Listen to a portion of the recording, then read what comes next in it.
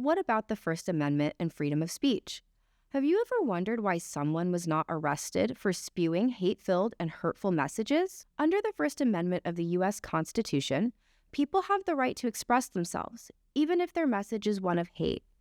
This amendment allows you to freely speak your mind, live in a country with the free press, petition the government, and practice whatever religion you choose, or none at all. But even with the First Amendment, there are limits to free speech, particularly when that speech is advocating or threatening violence or encouraging people to commit crimes. In those situations, depending on the circumstances, speech may be considered a hate crime.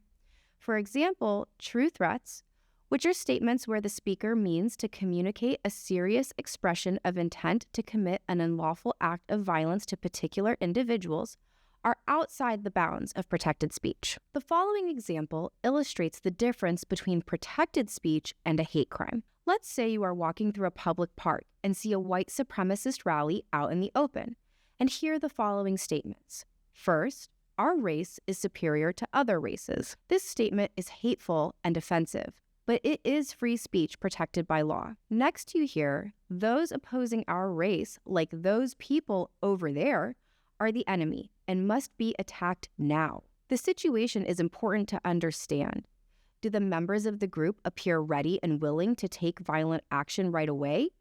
If so, the speech may be illegally inciting or encouraging violence or the threat of violence. As you might guess, the analysis of whether certain speech rises to the level of a crime is very fact-specific.